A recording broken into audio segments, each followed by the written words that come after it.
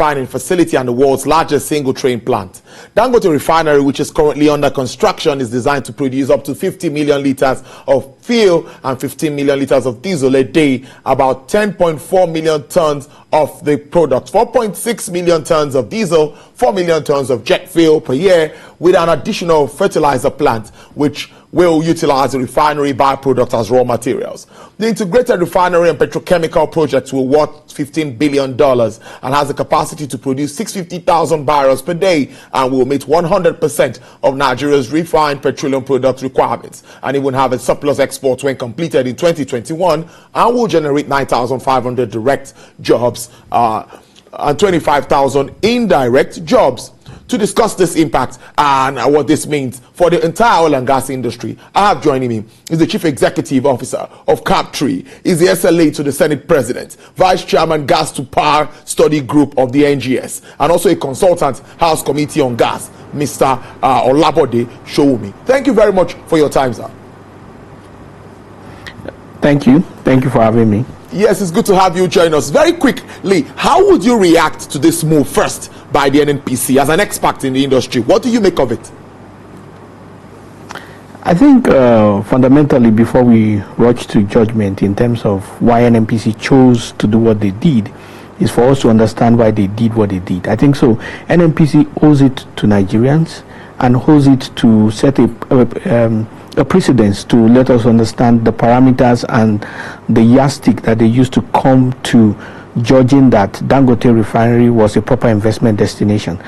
Please understand that I'm not questioning that. I'm just saying that the parameters for arriving at that decision needs to be made more public so that people can judge that.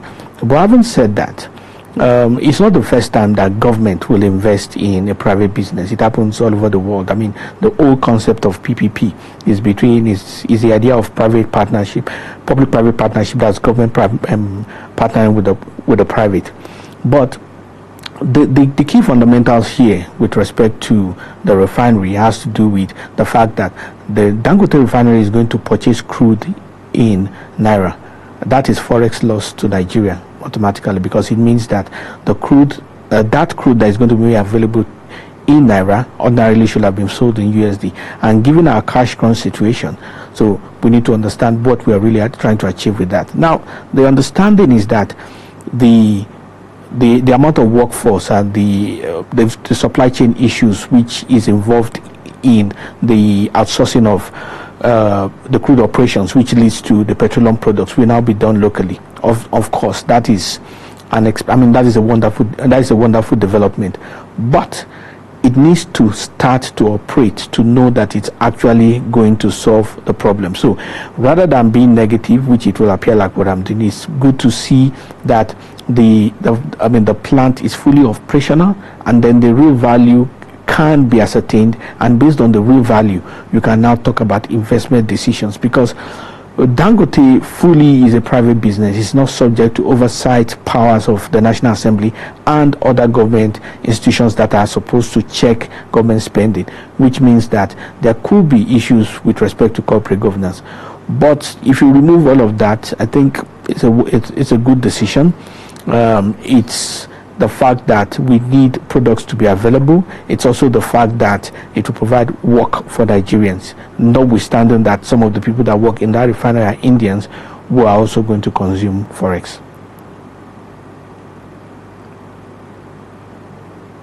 Budgeted, or we already are spending $1.5 billion to revamp or rehabilitate the Port Harcourt refinery.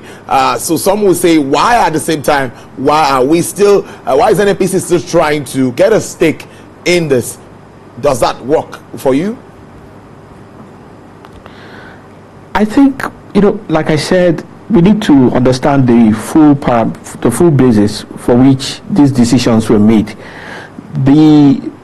What is important, first of all, is that we ensure that there's a free market enterprise. In a free market enterprise, there must be competition. So we're not going to have just the Port Harcourt refinery operational. We're not just going to have Dangote operational. It should be open to everybody who has capacity, who has interest, and who genuinely wants to work in the industry. If NNPC chooses to invest in everybody who is operational in the industry, then we need to understand that that is part of NNPC's policy. But if NNPC is going to choose to invest in just one or two or a few people who are operational in that field, we need to understand how they choose the people they are investing in so that it does not appear to be favoritism. So these are just fundamentals of a free market which we believe they should make available. So, like I said, we cannot judge the appropriateness or the inappropriateness of the investment until we get more details from them. Indeed, more details from them. But the issue of transparency also comes in here. Some say the move is strategic, but it needs more transparency.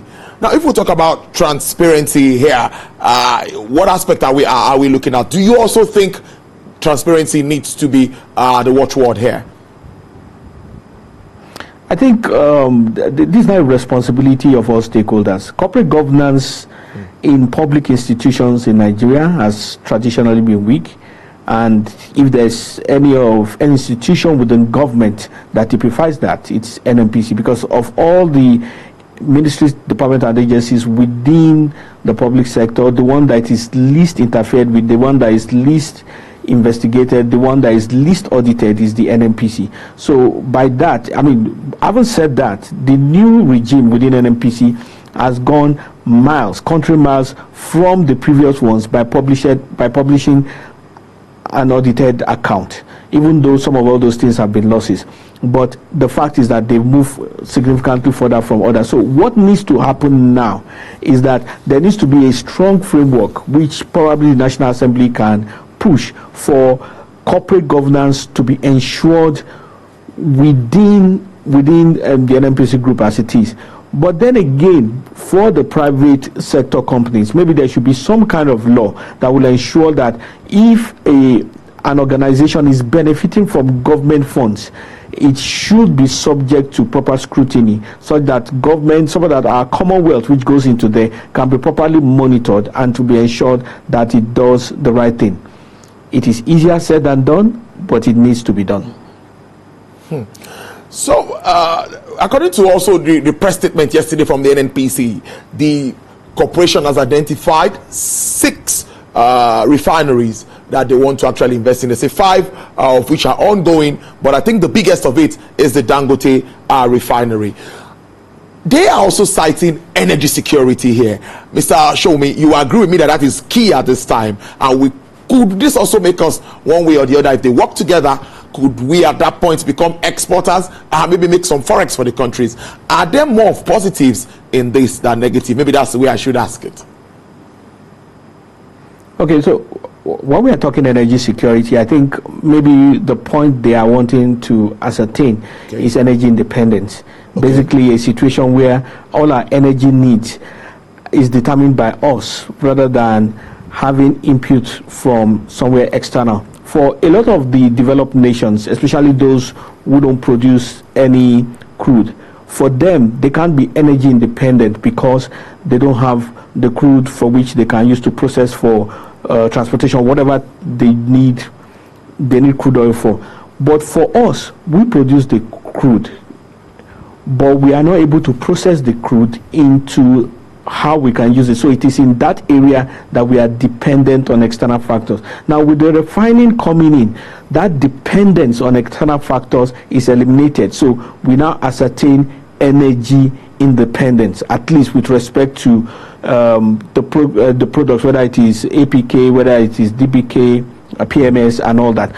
So the key thing here is that even though we achieve technically energy independence, do we have a value chain that is sustainable? In which case, we talk about from the production to the final consumer, is it economically sustainable? Because you will realize that the key thing with the power sector that makes it dysfunctional is that the cost of the sale of electricity does not cover the cost of producing and distributing the electricity. So you have a value chain that is economically dysfunctional. So have we looked at the totality of the value chain that leads to the refining, from the production, to the transportation, which is midstream, to the refining, to the last mile, which is the final consumer. In the whole thing, when you talk about the forex issues, when you talk about the employment opportunities, have we looked at the whole picture and ensured that this thing is sustainable? So it is there that reality comes in, where, as the Americans will say, where the rubber touches the road. We are happy for development. We are happy for Dangote Refinery. We are happy for things that will ensure progress. But we need to get the ducks in a row so that we don't put the wrong foot forward. Energy independence is desired. Energy independence is the dream of everyone and every nation that is worth its salt, but it must be done in the right way. So let me ask the next question this way. Now, do you think this move could make NNPC on the court its commitment to fast track or repair other refineries if this works out? Well, you know, the truth be told, those are primarily internal decisions within NNPC, which is also rooted in politics and the way the Nigerian system works. Whether this will facilitate it, it's really anybody's guess. But I do not think an investment in Dangote is an earthquake. At the end of the day, it is another transaction. I mean, NNPC could have gone to invest in Shell Refinery in Louisiana.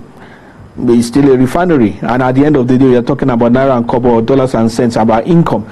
But why this is important is the relevance to our energy security as a nation and possibly energy independence, to the fact that we are no longer going to depend on importation. But what we are trying to say is that if we put all these efforts and all this work into ensuring that Dangote Refinery goes on like an aided baby, will it be sustainable?